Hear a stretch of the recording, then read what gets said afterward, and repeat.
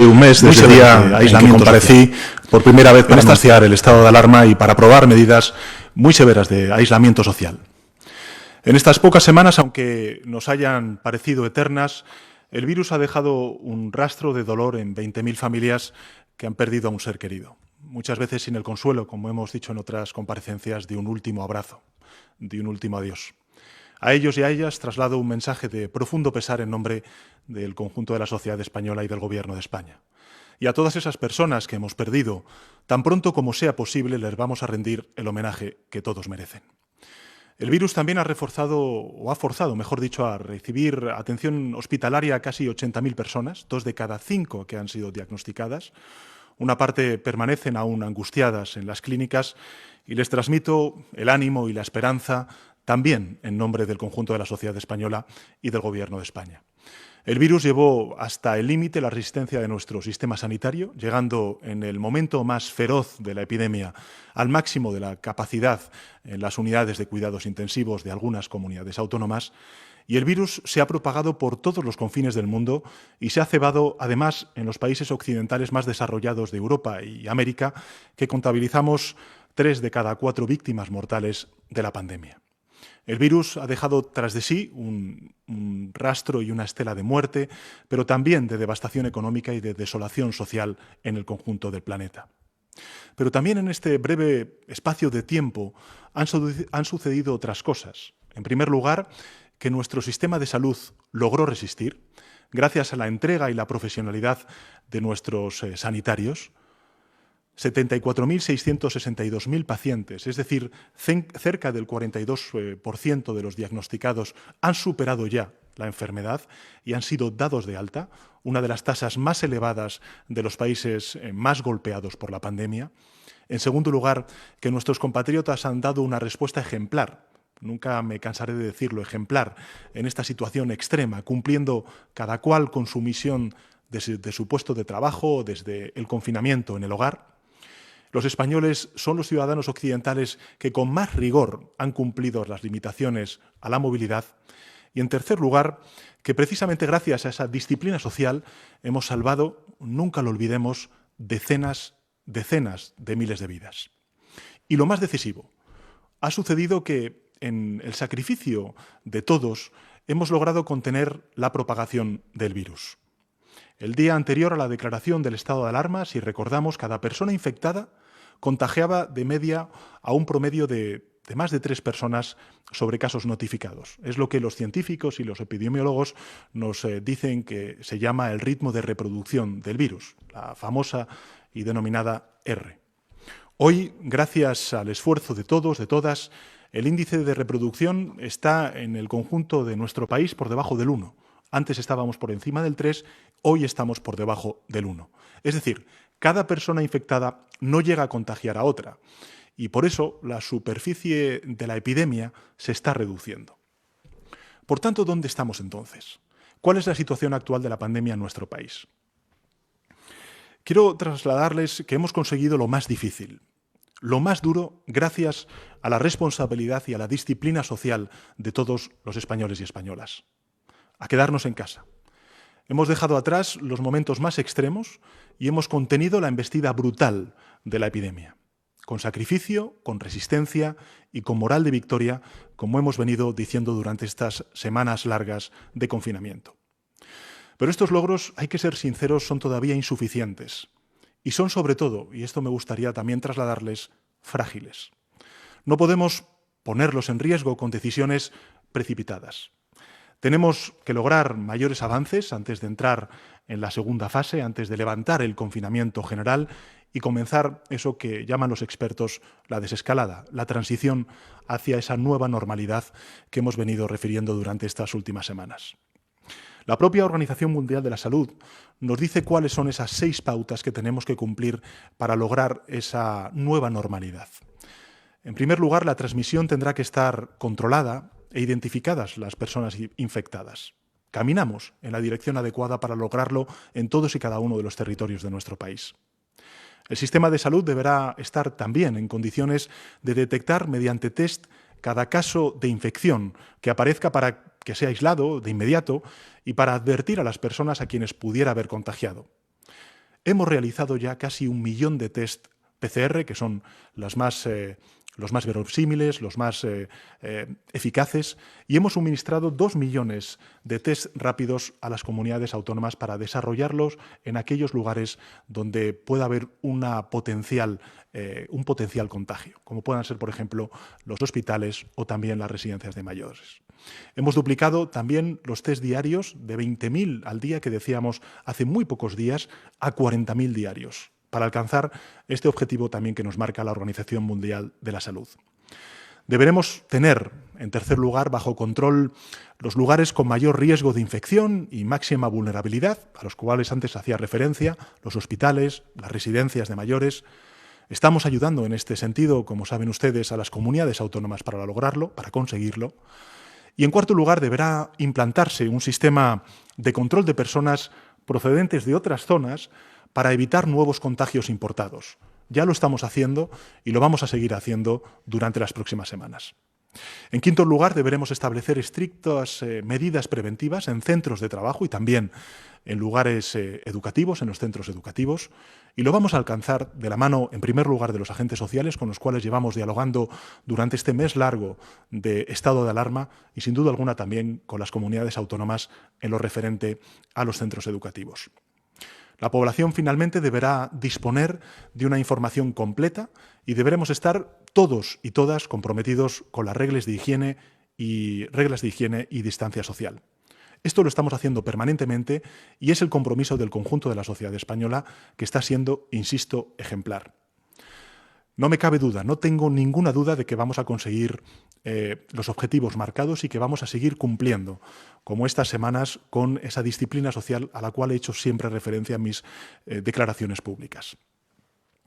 Pese a los enormes progresos que hemos logrado, hoy por hoy todavía estamos en la senda del cumplimiento de estas orientaciones que marca la Organización Mundial de la Salud y, en consecuencia, no es posible levantar las medidas generales de confinamiento y pasar a la fase 2, que se conoce como desescalada.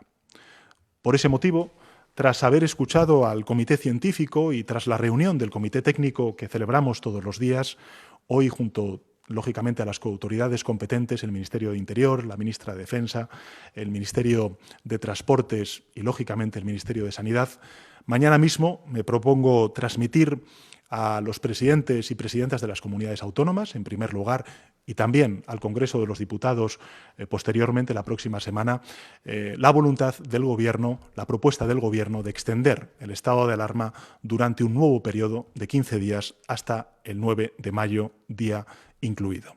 Por tanto, la propuesta que haré mañana a los presidentes y presidentas autonómicos y también al Congreso de los Diputados es solicitar una nueva prórroga en el estado de alarma de 15 días más hasta el 9 de mayo a partir de finales del mes de abril. Sin embargo, como he dicho en algunas otras comparecencias públicas, esta extensión del estado de alarma no va a ser igual que las anteriores. No vamos a estar ya en el mismo estado de alarma y, por tanto, a lo largo de las próximas semanas, y especialmente con el horizonte puesto de desescalada en el mes de mayo, vamos a estar sucesivamente en distintos estados de alarmas. Y lo quiero decir en plural. No va a haber un estado de alarma, sino que va a haber distintos estados de alarmas. Los progresos de estas 5 semanas nos permiten empezar a tomar decisiones y a vislumbrar ese horizonte. Un horizonte en el que lleva trabajando el Gobierno de España desde hace 3 semanas con expertos de distintas áreas, al frente, lógicamente, quienes más saben de estas pandemias, que son los epidemiólogos, pero lógicamente también con expertos de un equipo multidisciplinar proveniente desde distintas áreas del Gobierno de España. Los expertos que asesoran al Gobierno consideran, en este sentido, que es posible aliviar uno de los supuestos de confinamiento que más afecta a las familias en nuestro país y que más afecta a las personas que más queremos, que son nuestros hijos y nuestras hijas, nuestros nietos y nuestras nietas. Por eso les anuncio, tras consultar a los especialistas en psicología infantil, también de pediatría y sin duda alguna también al Comité Científico y a los expertos, insisto, que están trabajando en esa desescalada que empezaremos a caminar a lo largo del mes de mayo, les anuncio que mañana trasladaré, en primer lugar, a los presidentes y presidentas autonómicos y, en segundo lugar, a las Cortes Generales, el parecer favorable del Gobierno de España a aliviar el confinamiento de nuestros más pequeños a partir del día 27 de abril, que será la fecha de esa nueva prórroga, del inicio de la nueva prórroga, con la entrada en vigor del nuevo periodo del estado de alarma. Por tanto, a partir del 27 de abril, el Gobierno de España tomará medidas de alivio para el desconfinamiento, si me permiten la expresión, de nuestros más pequeños, para que puedan salir a la calle y, en consecuencia, puedan disfrutar, al menos también, de esas mejoras que estamos viendo numéricas en la evolución de la pandemia. Naturalmente, estas salidas van a estar limitadas necesariamente, como nos indican los expertos, los epidemiólogos, y también sujetas a condiciones para evitar contagios. Al igual que hemos hecho cuando hemos regresado al trabajo, por parte de esa reactivación económica que hemos hecho en las actividades no esenciales durante esta última semana, que han regresado al trabajo con medidas de higiene, de defensa, de protección para la transmisión de la epidemia, que en caso de que estuvieran contagiados, lógicamente haremos lo mismo con nuestros niños y nuestras niñas. Y, en consecuencia, por la trascendencia familiar que ello reviste, quiero escuchar el parecer de los responsables autonómicos en una nueva conferencia de presidentes y presidentas autonómicos que celebraremos, como viene siendo habitual desde la aprobación del estado de alarma, todos los domingos de cada semana. Como quiera que sea, se trata solo de un pequeño alivio dentro de la regla general de confinamiento que seguirá en vigor varias semanas más durante el mes de mayo. Y será entonces, y solo entonces, cuando España responda a las 6 recomendaciones a las cuales antes hacía referencia de la Organización Mundial de la Salud, cuando iniciaremos la desescalada y empezaremos a levantar el confinamiento de forma progresiva, cautelosa y progresiva.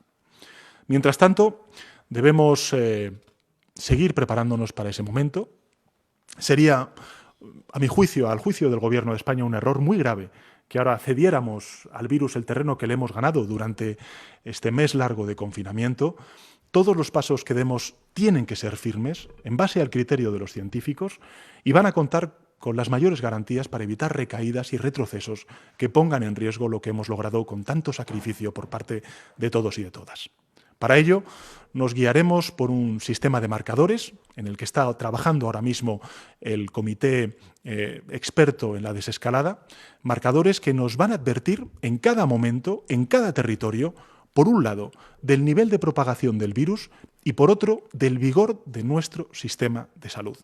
Ambos elementos son fundamentales para saber exactamente cuál es el grado de evolución de la pandemia en todos y cada uno de los territorios, y en función de cuál sea esa evolución, lógicamente el Gobierno de España tomará las medidas de desescalada progresivas en cada uno de esos territorios.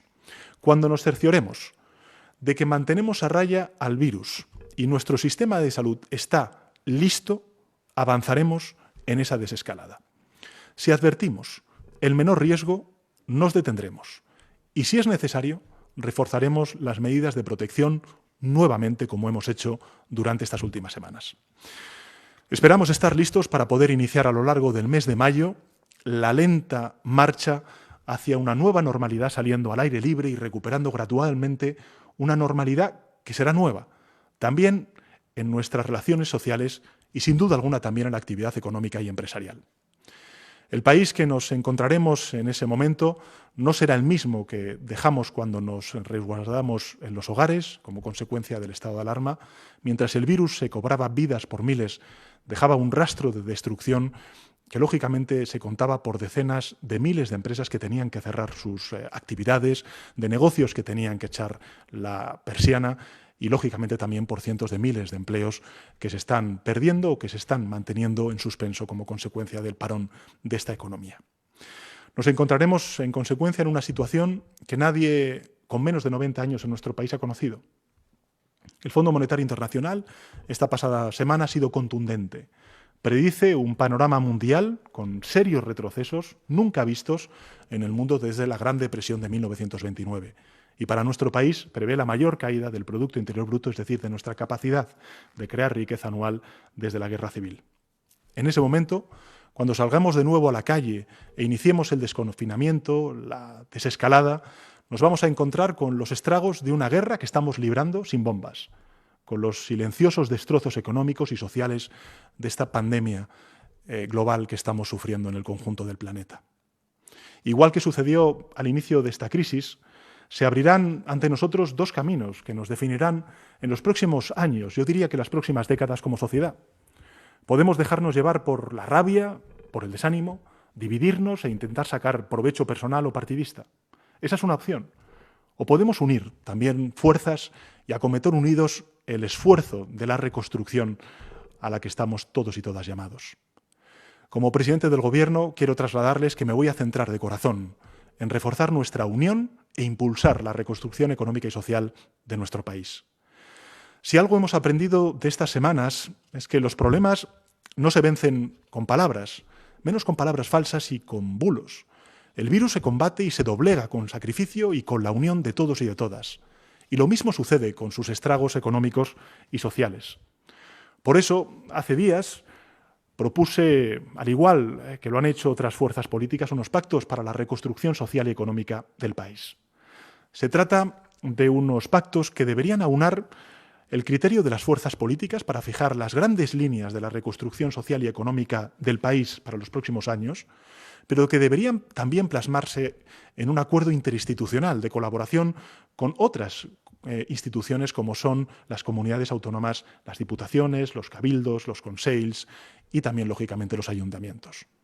Y que deben extenderse a un acuerdo con los agentes sociales, es decir, con los empresarios y con los sindicatos. Puedo decir con satisfacción que he encontrado una respuesta receptiva en la primera ronda de contactos con la mayoría de las fuerzas políticas, que mañana mismo trasladaré este planteamiento a los presidentes y presidentas de las comunidades autónomas y que el lunes culminaré la ronda de contactos con los partidos políticos y más tarde celebraré un encuentro con la Federación Española de Municipios y Provincias. Los ayuntamientos serán actores clave en la tarea de desescalada y de reconstrucción económica y social de nuestro país. Solo hay, en consecuencia, un camino, y ese camino es el consenso, es el diálogo, es la unión. Demos lo mejor de nosotros mismos como representantes de la sociedad. Llegó el momento de acordar. España, lo sabemos muy bien, es diversa y es plural. Esa es una de nuestras principales riquezas, de nuestras principales fortalezas. Yo nunca la he visto como una debilidad, sino como una de nuestras principales fortalezas. La unión son las formas, sin duda alguna en democracia, es el fondo y se resume en una palabra que nos ha de unir a todos: reconstrucción. Los acuerdos de reconstrucción deben abarcar, a mi juicio, a juicio del Gobierno, y esta es la propuesta que vamos a hacer al conjunto de fuerzas parlamentarias y al conjunto de instituciones, 4 asuntos que están afectados por esta emergencia y solo esos, para facilitar así el entendimiento y también dejar fuera otros temas sujetos a controversia. No queremos alejarnos cuando debemos acercarnos, así que sin ningún reproche lo que toca es generosidad y compromiso con el país y con sus gentes. Atenderán, en primer lugar, esos acuerdos, a juicio del Gobierno, a las premuras para reconstruir y reforzar nuestro sistema de salud. Incluirán, en segundo lugar, las acciones financieras, fiscales, administrativas precisas para reconstruir y relanzar el tejido empresarial y los sectores afectados por esta pandemia y también, lógicamente, la creación de empleo, con especial atención a las pequeñas y medianas empresas, a los trabajadores autónomos, a la economía social en nuestro país. Y a los sectores más golpeados, como pueda ser la industria, el turismo, la hostelería o, por ejemplo, la cultura. Pensaremos en todos y les tendremos en cuenta a todos.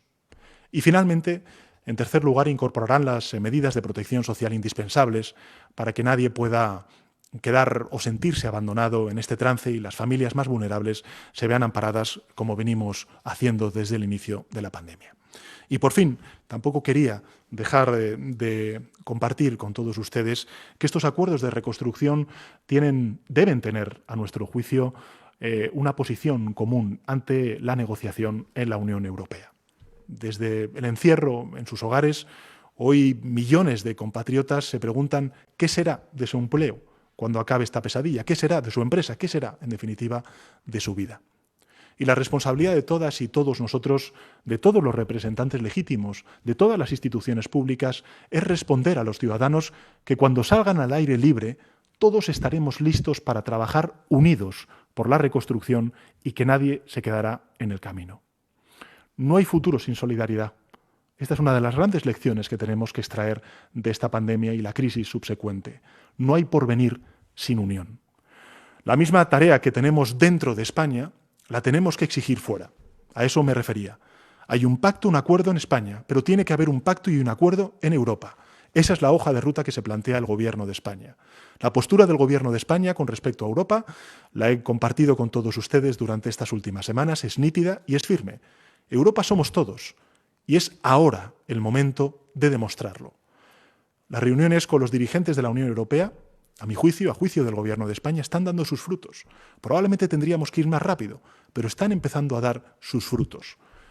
En todo caso, sería imperdonable que Europa reincidiera en los errores del pasado. El pulso ha sido tenso, pero hace unos días la propia presidenta de la Comisión Europea afirmó que cada euro del Fondo Europeo será usado en todas sus formas posibles para salvar vidas y proteger a los ciudadanos europeos. Esa era y es la visión del Gobierno de España. Así que estamos avanzando y vamos a seguir haciéndolo en la próxima reunión del Consejo Europeo que tendrá lugar el próximo jueves, día 23 de abril. España no debe quedar desprotegida, como no debe quedarlo tampoco ninguno de los países que está sufriendo con particular incidencia esta pandemia. Y Europa no debe permitir que los lobos del populismo antieuropeo aprovechen la oportunidad de la crisis para extender su mensaje de odio. Dentro y fuera de nuestras fronteras, pensar y actuar en unión, sin dejar a nadie atrás, será, a juicio del Gobierno de España, la única vía para la reconstrucción.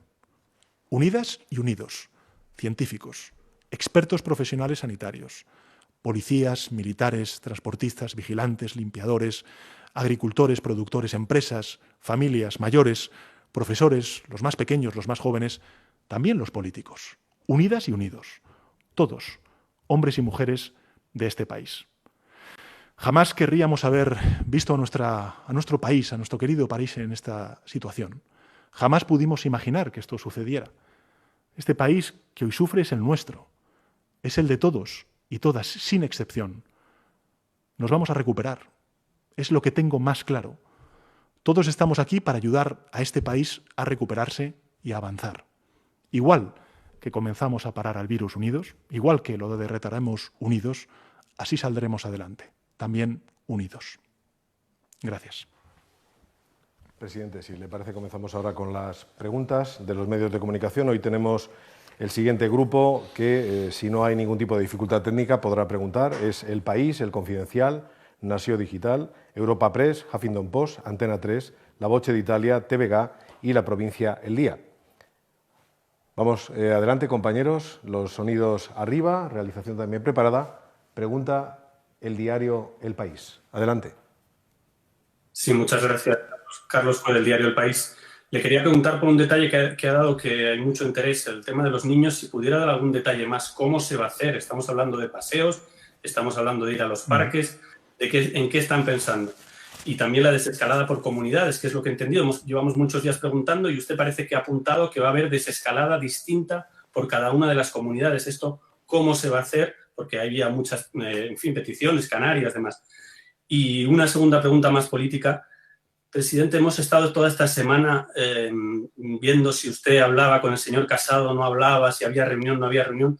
¿Por qué no levanta directamente el teléfono y llama a Casado? ¿Cuántas veces han hablado durante esta crisis? ¿Por qué es tan difícil que el presidente del Gobierno y el líder de la oposición hablen en una situación así? Gracias. Muchas gracias, Carlos, por tus preguntas.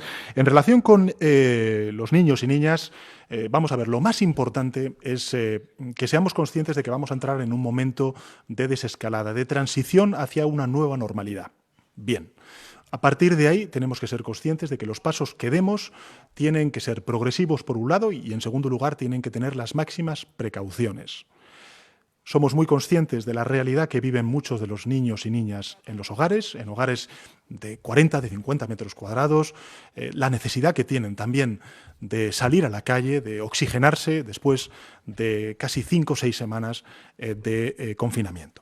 A partir de ahí, definiremos durante las próximas semanas, para que el próximo 27 de abril, cuáles serán los criterios, los requisitos en cuanto a las motivaciones por las cuales los niños y niñas puedan salir de sus casas y, en segundo lugar, bajo qué criterios de seguridad. A mí me parece muy importante que seamos todos muy conscientes de que, lógicamente, el Estado puede aprobar órdenes en el marco y al amparo del estado de alarma. Pero también tenemos que ser muy conscientes de que todos en nuestros hogares podemos contribuir a frenar la pandemia, a controlar el virus. Lo podemos hacer como estamos haciendo hasta ahora, con el confinamiento, pero lo podemos hacer también, como están haciendo los trabajadores y trabajadoras, también las empresas, en la vuelta a esa actividad económica no esencial, con las medidas de protección, de distanciamiento social, de higiene, de utilización de mascarillas, en definitiva, de instrumentos, de elementos que van a formar parte de nuestro día a día en esa nueva normalidad a la cual antes hacía referencia. Por tanto, en relación con los niños y niñas, la propuesta que va a hacer el Gobierno de España es, a partir del 27 de abril, empezar a darles la oportunidad de salir de sus casas y poder disfrutar de un rato al día del aire libre. Pero, insisto, en primer lugar, como he dicho antes, tendremos que consultar a los presidentes y presidentas autonómicos en el día de mañana, en la celebración de esa conferencia de presidentes, y, en segundo lugar, tenemos que hacerlo bajo el criterio y el amparo del asesoramiento del Comité Científico, de los expertos que, lógicamente, nos están señalando y guiando en este difícil trance que estamos viviendo. En relación con la segunda de sus preguntas, Carlos, vinculada con la desescalada, si tiene que ser territorial o no. Yo lo he dicho en muchas ocasiones. En primer lugar, ha sido un acierto en España que la respuesta del confinamiento, es decir, la primera respuesta del estado de alarma, fuera homogénea, uniforme en el conjunto del país. ¿Por qué? Porque lo hicimos con los máximos niveles de exigencia para, sobre todo, atajar la pandemia en aquellos territorios donde más duramente estaba golpeando la pandemia. El foco principal, recordémoslo, era Madrid. Por tanto, ¿eso qué ha hecho? Eso ha hecho que otras comunidades autónomas, que otros territorios que no tenían una extensión del virus tan pronunciada, tan intensa como la Comunidad de Madrid, hoy se vean beneficiados de esas medidas de confinamiento. Y que veamos que el famoso pico que ya hemos desgraciadamente todos aprendido sea menos pronunciado en algunas comunidades autónomas que en otras. Precisamente porque hemos hecho una respuesta homogénea, hemos dado una respuesta homogénea en el conjunto del país. Esto significa que en la desescalada tengamos que hacer una respuesta, dar una respuesta homogénea. Yo creo que no. Esto es lo que nos dicen los científicos. Podremos darla diferente, asimétrica. Eso sí, no tiene por qué ser una comunidad autónoma. Ni siquiera no tiene por qué ser una provincia. Creo que es muy importante también ser consciente de que la escala a la cual vamos a tener que hacer esa desescalada puede ser muy distinta a la que nosotros conocemos institucionalmente. ¿Eso significa que no vayan a participar las comunidades autónomas? Claro que sí, tienen que participar. De hecho, hace una semana, como ustedes todos saben, pedimos a las comunidades autónomas que nos dieran una persona de referencia en todos y cada uno de los territorios, en todos y cada uno de sus gobiernos autonómicos, para empezar a trabajar desde el punto de vista técnico con nuestro equipo, que lleva 3 semanas trabajando en ese horizonte que le queremos dar a la ciudadanía, los horizontes y el trabajo de desescalada que ellos piensan es necesario para su territorio. Y sin duda alguna tiene sentido. Tiene sentido porque habrá gente que esté mirando o esté viendo esta comparecencia desde La Gomera o desde Teruel o desde Soria o desde una gran urbe como pueda ser Madrid, Zaragoza, Sevilla o Barcelona. Y las realidades son distintas. La incidencia y el impacto de la pandemia es diferente. Por tanto, habrá un corpus global, homogéneo, en el conjunto del país, pero lógicamente también habrá, en función de cuál sea el impacto y la evolución de la pandemia en todos y cada uno de los territorios, distintas respuestas, diferente escala en ese tránsito, esa transición que tendremos que abordar entre todos. Por eso es tan importante la unidad. Por eso es tan importante el que cooperemos todos. Más allá de la ideología, es evidente que vamos a tener que hacer un esfuerzo, que el virus ha puesto en tensión y ha puesto a prueba la capacidad institucional de todas y cada una de las instituciones públicas en nuestro país. No solamente del Gobierno de España, también de las comunidades autónomas, de las provincias y también de los municipios. Y vamos a necesitar a todos en esa tarea, sean gobiernos de un signo político o de otro. Por eso es tan importante la unión. La unión para salvar vidas en primer lugar, como estamos haciendo, y en segundo lugar, para que en esa desescalada, en esa vuelta a la nueva normalidad, pues no suframos retrocesos. Por tanto, lo que quiero decirles es que evidentemente tendremos el mes de mayo para trabajar en esa desescalada. También quiero hacer un llamamiento y hacer algo de pedagogía al conjunto de la ciudadanía española. Creo que todos somos muy conscientes de la envergadura, el desafío que tenemos por delante. Somos todos muy conscientes del peligro que representa el virus y, en consecuencia, tenemos que ser conscientes, como he dicho en alguna otra comparecencia, que las decisiones que tomemos de desescalada no serán definitivas. ¿Y con esto qué quiero decir?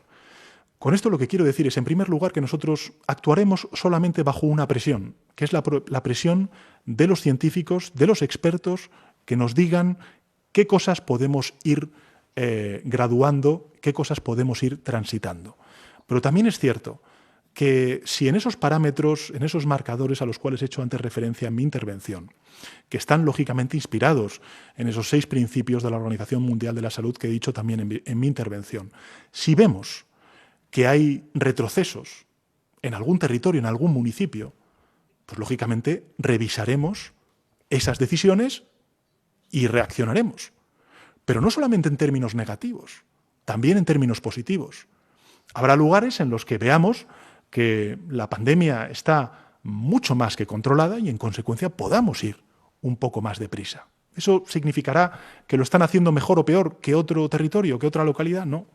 Simplemente que la pandemia pues, se ha extendido de una manera más intensa o menos intensa en función de los territorios. Por tanto, entramos en un momento muy complejo.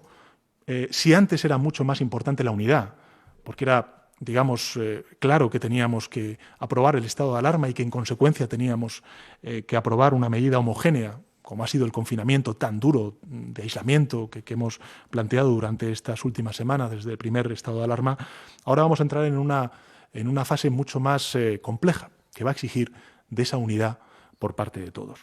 Y en relación con su última pregunta, Carlos, creo que esto es realmente lo importante. Lo importante es ser conscientes de que en esa tarea de desescalada y en esa tarea de reconstrucción tenemos que encontrarnos todos, sobre todo aquellos partidos políticos que gobernamos en comunidades autónomas, que gobernamos en ayuntamientos o que han gobernado o estamos gobernando en el Ejecutivo español, en el Gobierno central. Y en ese sentido apelo a la generosidad, a la responsabilidad, al compromiso con España y de todos y cada uno de los territorios de todas las fuerzas políticas. Desde luego, mi ofrecimiento es sincero y tengo que decirle que a lo largo de estas conversaciones que he tenido con las fuerzas políticas durante la pasada semana, y espero culminarlas este lunes, he encontrado, fíjese, en grupos políticos con opiniones diversas, con proyectos políticos antagónicos, un mínimo común denominador para poder encontrar en torno a ese concepto de reconstrucción un ánimo de trabajar conjuntamente, de arrimar el hombro y, en definitiva, de sacar adelante a nuestro país. Pasamos a la siguiente pregunta. Veíamos hasta hace un instante al compañero de El Confidencial, pero creo que ahora solo podemos escucharle. Pero adelante, Confidencial. Sí, hola, buenas tardes, presidente. Yo quería preguntarle también con la cuestión del horizonte temporal. Usted nos ha comentado que es complicado hacer una previsión y que tendrá que ir modulándose en función de los marcadores que vayan obteniéndose, pero aún así en otros países como Francia sí que han dado un horizonte un poco más preciso de cuál debe ser la desescalada, cuál debe ser ese itinerario. También la ministra de Trabajo comentaba en los últimos 2 días que quizá haya una desescalada primera que se tenga que hacer en mayo, pero que habrá sectores que no puedan hacer esa desescalada hasta finales de año. Yo quería preguntarle, por tanto, más o menos cuál es el horizonte temporal que baraja el Gobierno para ir levantando todas y cada una de las medidas que se han puesto en las últimas semanas. Y una precisión también, no sé si esta cuestión de los niños irá acompañada, por ejemplo, con otra petición que se ha hecho de que los adultos puedan hacer salidas cortas e individuales, también muy controladas, para ejercitarse. Y una segunda cuestión relativa también a los pactos de la Moncloa, a las conversaciones que usted está emprendiendo con otros líderes políticos. Hay dirigentes que plantean que no es posible entablar unos acuerdos con el concurso, con la compañía de Unidas Podemos. Mi pregunta es si está garantizada la solidaridad del Gobierno de coalición ahora en la emergencia sanitaria, no solamente ahora, perdón, sino también incluso después, porque hemos visto tensiones durante esta semana a cuenta del ingreso mínimo vital y en semanas anteriores también respecto a otros asuntos. Por tanto, quería preguntarle si la solidez del Gobierno está garantizada o bien se está replanteando alguna modificación. Gracias. Muchas gracias, Juanma, por su pregunta. En relación con el horizonte temporal. Vamos a ver, yo en mi primera intervención he sido claro. Tenemos el mes de mayo para iniciar los primeros pasos de ese tránsito, de esa transición hacia la nueva normalidad. En segundo lugar, he de decirle que además España, por razones evidentes, es uno de los primeros países golpeados por la pandemia y otros países que vienen por detrás. Lógicamente, somos de los primeros países que estamos diseñando, que estamos pensando, que estamos siendo asesorados y trabajando desde hace ya 3 semanas en ese horizonte de desescalada. Insisto, ese horizonte de desescalada no va a ser sencillo, va a ser muy complejo. Va a exigir de la unidad y del asesoramiento, en el primer lugar, unidad política y asesoramiento de la ciencia y de los expertos que ahora mismo, afortunadamente, tenemos el honor de poder contar y que están aportando altruistamente al Gobierno de España para el progreso y la reconstrucción de nuestro país y la vuelta a esa normalidad. ¿Cuál debe ser el itinerario? Vamos a ver, en función de cuál sea el nivel de pandemia en uno o en otro país, cada país decide cuál es el ritmo y la respuesta que da, si es homogénea, si es descentralizada, como hemos visto también en las medidas primeras de confinamiento, su respuesta a esta pandemia. Nosotros, desde luego, tengo que decirle que contemplamos un horizonte de una lenta marcha hacia esa nueva normalidad. Va a ser lenta. Queremos que sea progresiva, con las máximas precauciones, con marcadores y con criterios evaluables en todos y cada uno de los territorios para saber exactamente cuál es el grado de la pandemia, de evolución de la pandemia, si está controlada o no está controlada y, en consecuencia, qué pasos podemos dar.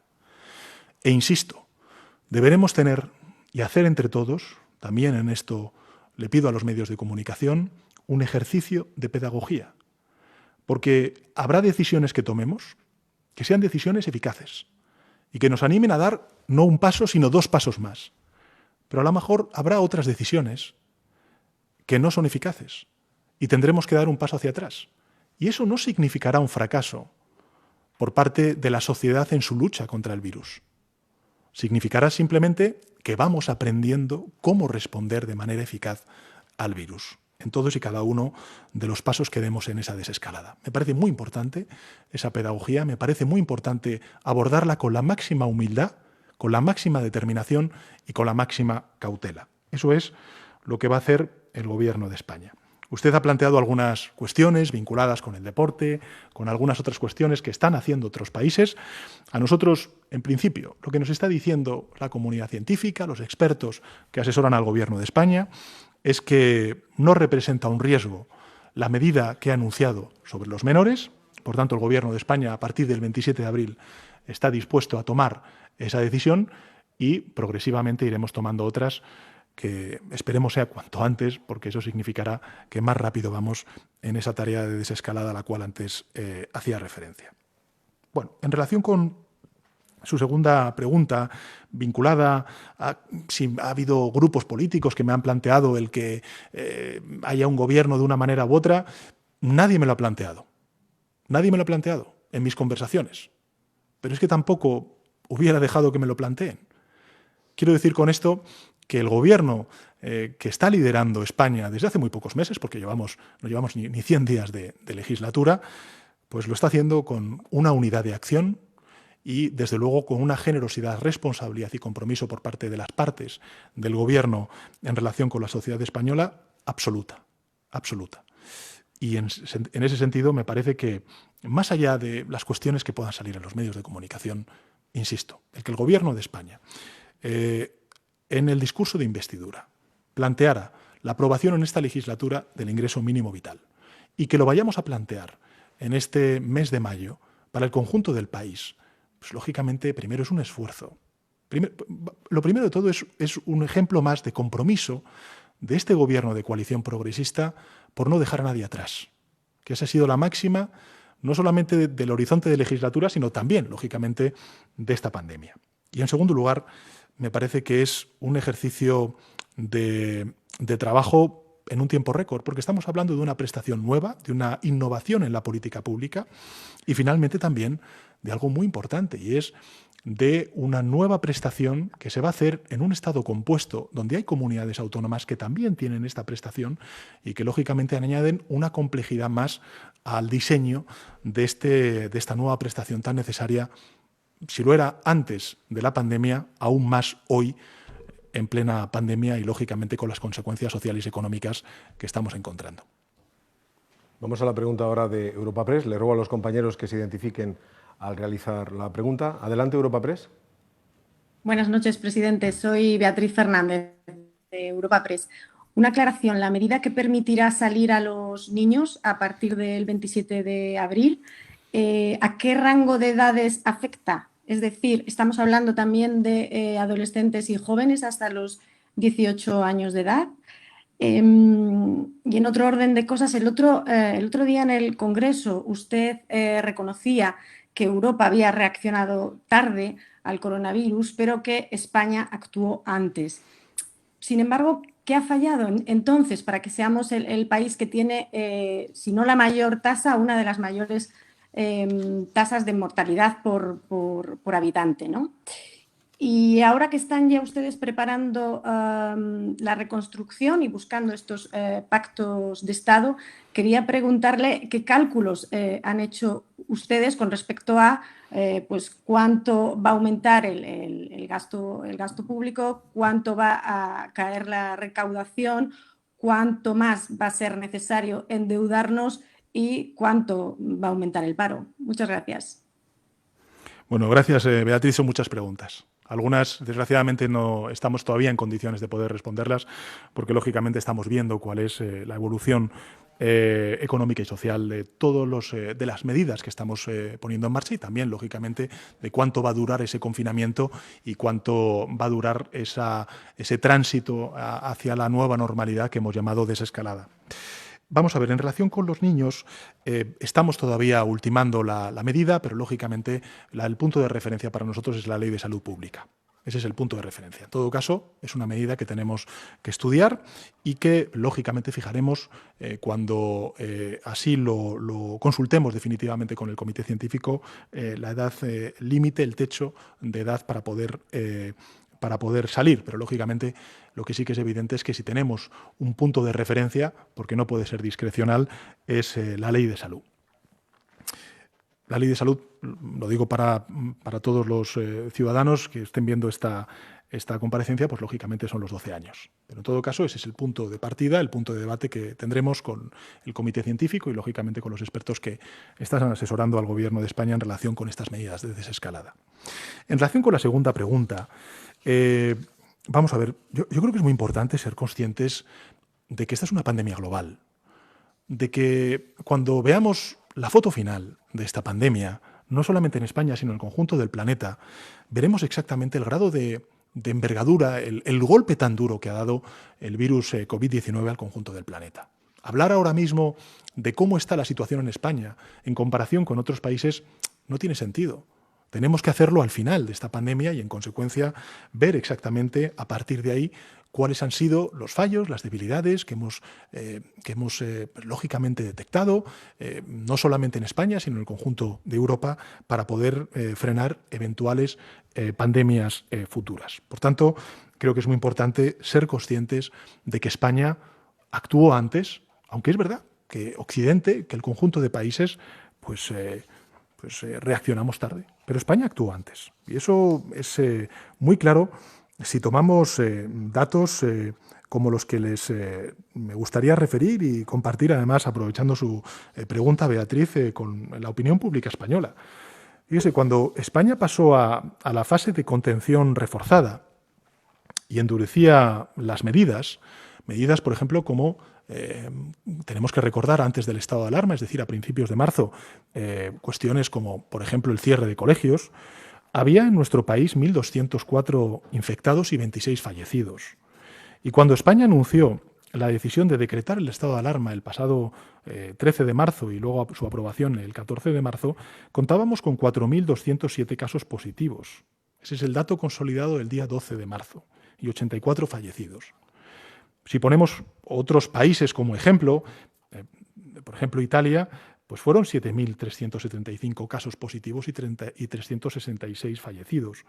O el Reino Unido o Francia. Francia, por ejemplo, el 17 de marzo fue cuando establece las medidas de confinamiento y eran 7.730 casos, no 4.207 casos como en nuestro país, y un total de 175 fallecidos y no los 84 fallecidos que registramos en España entonces. Con esto, insisto, yo no me quiero comparar. España no se quiere comparar con ningún país. Al contrario, España es solidaria con todos los países que están sufriendo esta pandemia. Desde el que la está sufriendo con menor impacto a países como Estados Unidos, grandes países que la están sufriendo con un gran impacto. Somos solidarios con todos ellos y con todas ellas. Creo que es importante, lógicamente, ser autocríticos, ser humildes. Le puedo garantizar que el Gobierno de España hace toda la autocrítica, que somos muy exigentes con nosotros mismos diariamente para frenar esta pandemia, pero creo también que es justo reconocer que todas las instituciones españolas están dando una respuesta de envergadura a la envergadura del desafío que tenemos por delante. Pregunta ahora Nació Digital. Adelante, Nació Digital. Buenas noches, señor presidente. Pep Martí, de Nació Digital. Muchas gracias.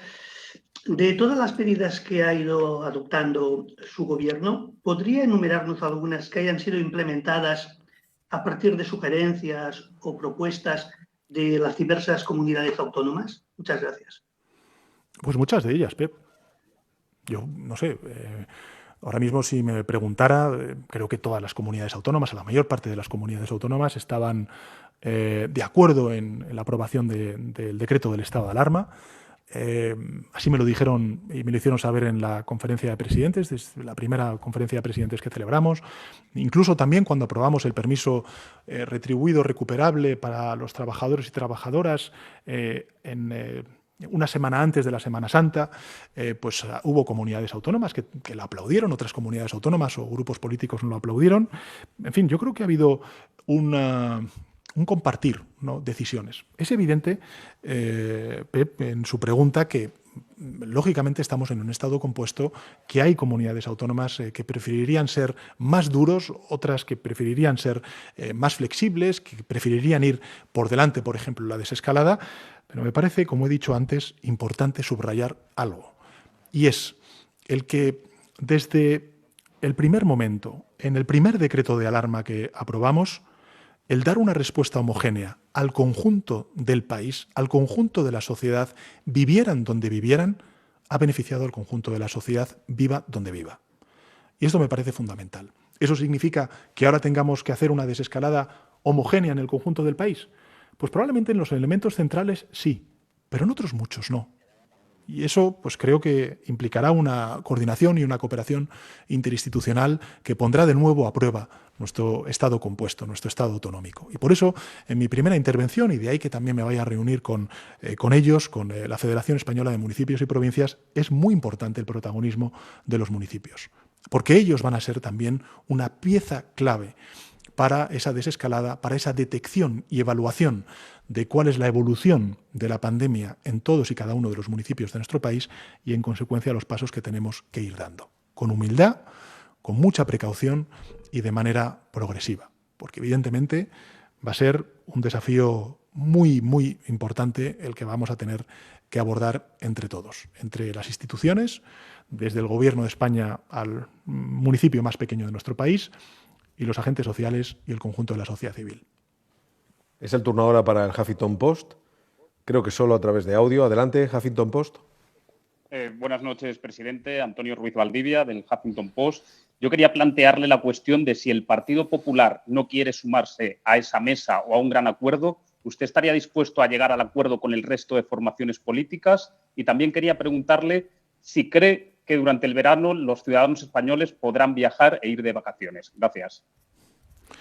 Gracias, Antonio. Respecto a la segunda de las preguntas, le plantearé más un deseo que una digamos, capacidad de poder responder de forma determinada a su pregunta. Ojalá podamos hacerlo. Y el Gobierno de España, lógicamente, todas las decisiones que va a tomar van a ir en esa dirección. Pero creo que tenemos que ser humildes, que ser conscientes de que nos estamos enfrentando a un virus desconocido para la ciencia y, en consecuencia, también para la política y para las conductas sociales. Y, por tanto, tenemos que ser humildes también a la hora de decir pues, que hay respuestas a preguntas que sí se pueden dar y hay otras que, lógicamente, podremos responder a su debido momento. Y eso no significa que no queramos hacerlo, que no deseemos hacerlo y que no sea el objetivo que nos tenemos marcado en el trabajo interno y de horizonte y de planificación que el Gobierno de España, desde que decretó el estado de alarma, pues ha planteado. Pero evidentemente hay cuestiones que a día de hoy no son sencillas de responder y, por tanto, me permitirá,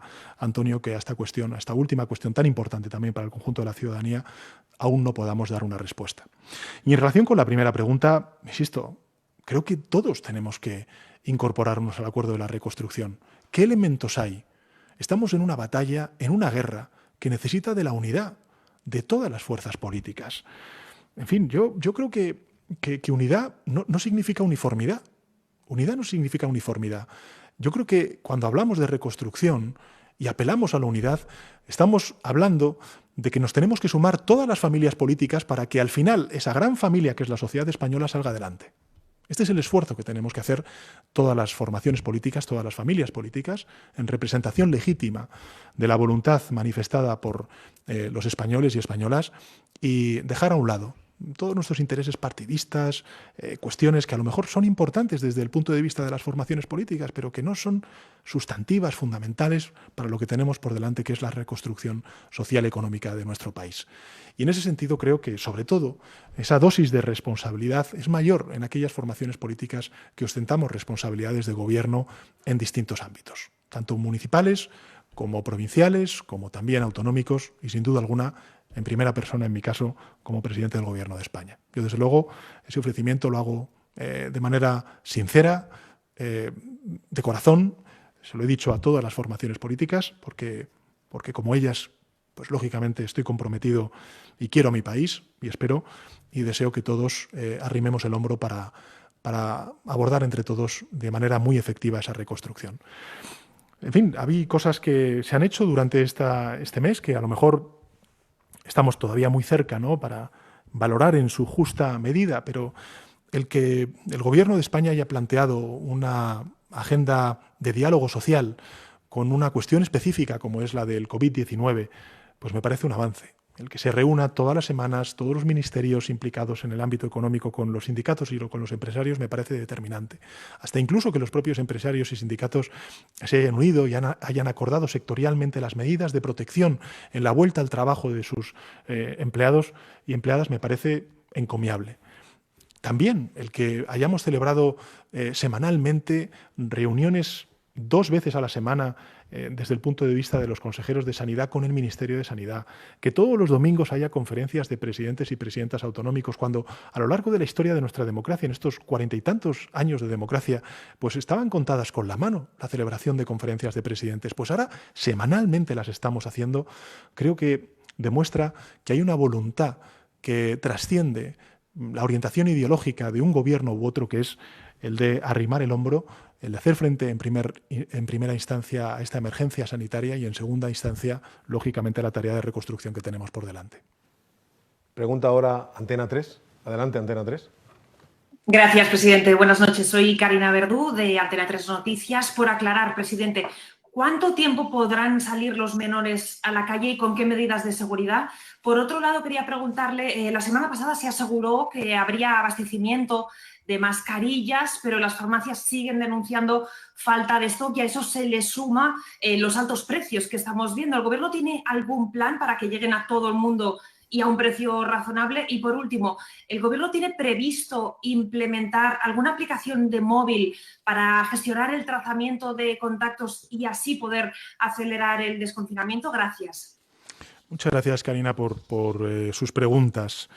En relación con los menores, responderemos a esa pregunta cuando corresponda, que es a partir del 27 de abril, y después, insisto, de escuchar mañana a los gobiernos autonómicos, escuchar, lógicamente, también a la Federación Española de Municipios y Provincias, y, sin duda alguna, lo más importante, escuchar y atender las demandas de nuestros científicos, de la comisión científica que asesora al Gobierno y, lógicamente, también de los expertos que están trabajando en la desescalada. Por tanto, no puedo avanzarle más. En relación con las mascarillas, anunciarle que en el día de mañana el Ministerio de Sanidad aprobará una orden para el control y la fijación de precios que sean asumibles por parte del conjunto de la ciudadanía. Vamos al siguiente medio de comunicación. Teníamos preparado la Voce d'Italia. ¿Está listo? Adelante, la Voce d'Italia. Buenas noches, señor presidente. Soy Mauro Basfi.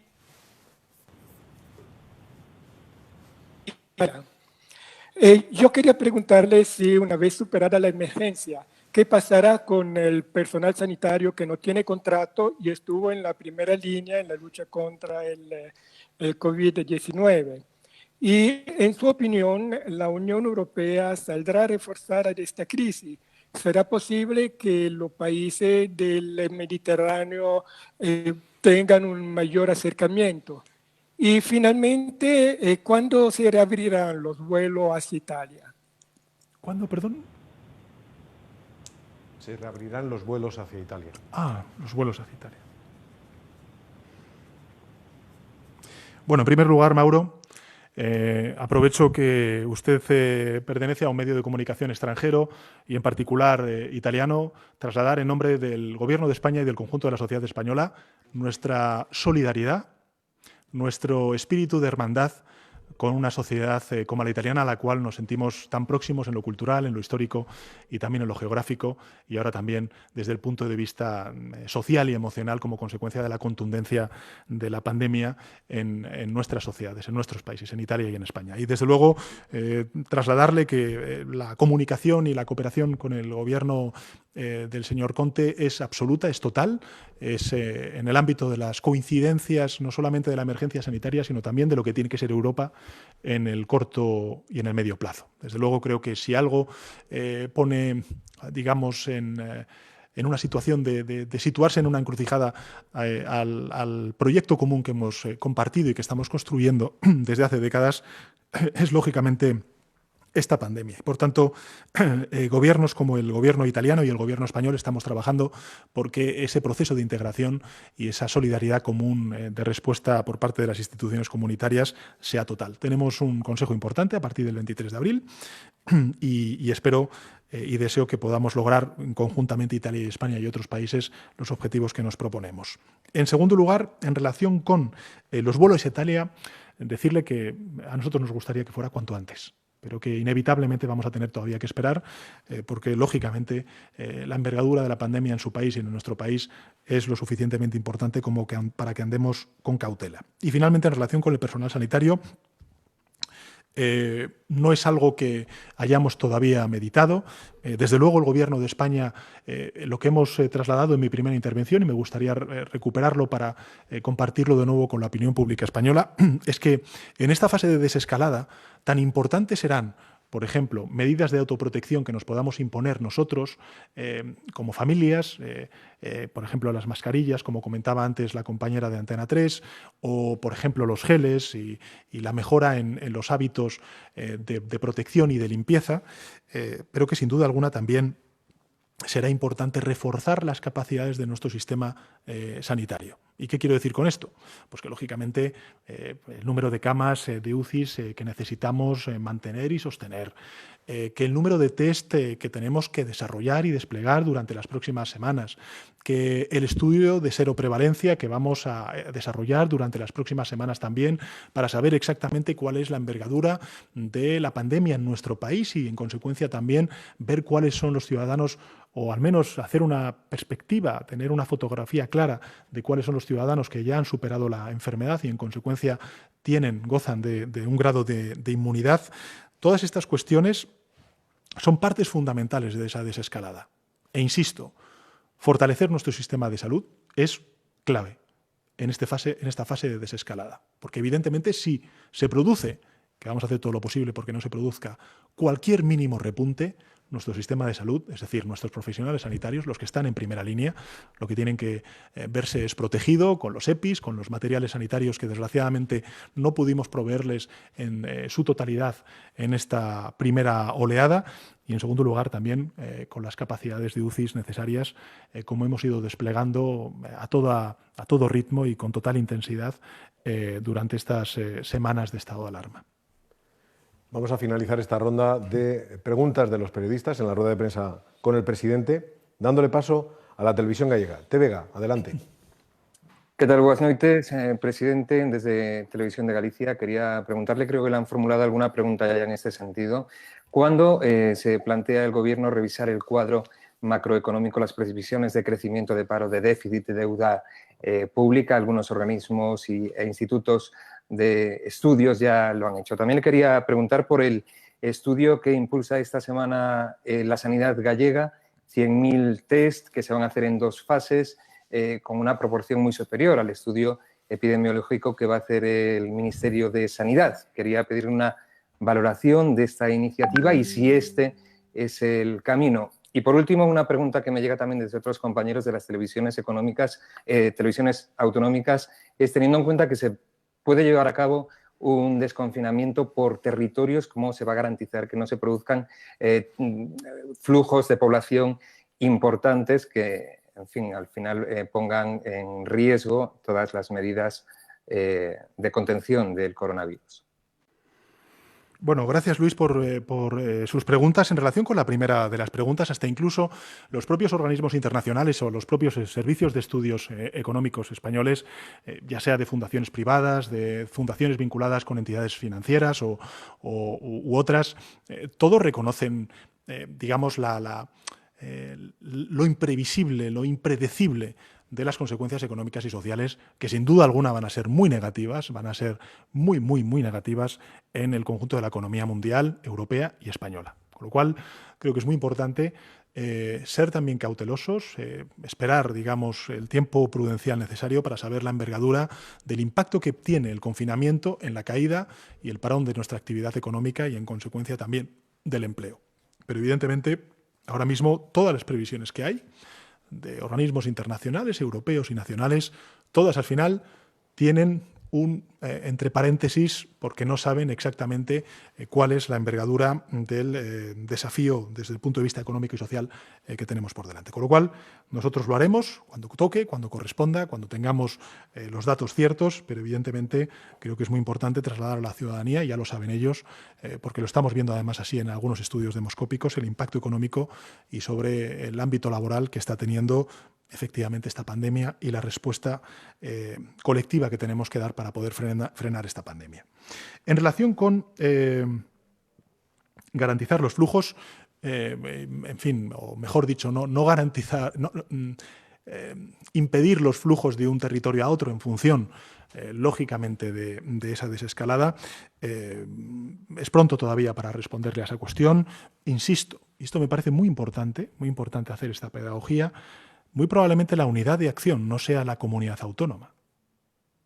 Y, por tanto, por eso es tan importante el que esa unidad y esa cooperación, colaboración y coordinación sea interinstitucional, porque la desescalada y la pandemia está poniendo en tensión y a prueba todo nuestro Estado, toda nuestra arquitectura institucional. Y, por tanto, creo que es muy importante el que la sociedad española, o mejor dicho, los políticos sean conscientes de que la sociedad española lo que quiere es una respuesta eficaz por parte de todas las instituciones para que se sientan seguros y, en consecuencia, lo que vean es unidad y coordinación y cooperación y colaboración por parte de todas las instituciones. Y en ese sentido entro en la segunda de sus preguntas sobre el anuncio del estudio epidemiológico que plantea la Xunta de Galicia. Nosotros, con todo el respeto, me parece que el estudio epidemiológico lo tiene que desarrollar el Gobierno de España. Y nosotros hemos dicho a todas las comunidades autónomas que a lo largo de las próximas semanas vamos a hacer un estudio que va a implicar a 62.000 personas del conjunto del país, que es una muestra lo suficientemente representativa para saber exactamente cuál es, digamos, la fotografía de la pandemia en nuestro país. Y, en consecuencia, que todos los recursos que se están volcando por parte de la Administración central en las comunidades autónomas, por ejemplo, los 2 millones de test rápidos que estamos dando a todos los territorios, o también las PCRs que se están desarrollando en todo el territorio, que están ya por encima de las 900.000, se dediquen a esto. El Gobierno de España va a hacer ese estudio de seroprevalencia. El Gobierno de España ya ha hablado con las consejerías de Sanidad y con los distintos gobiernos autonómicos para poner en marcha ese estudio. Creo que es muy importante que demos una imagen de coordinación, de cooperación, de colaboración, que seamos conscientes de que tenemos que destinar nuestros recursos a aquello que ahora mismo es lo más importante, lo más urgente, y que, lógicamente, el Gobierno de España ha asumido la responsabilidad de hacer ese estudio de seroprevalencia importante para todos y cada uno de los territorios y, sin duda alguna, también para el Gobierno de España en relación con la respuesta que podamos dar en el futuro. Por tanto, entiendo que haya presidentes autonómicos que quieran hacer otras cosas, que quieran plantear otras decisiones. Yo lo respeto, pero creo que es muy importante que los ciudadanos de todos y cada uno de los territorios nos vean de la mano.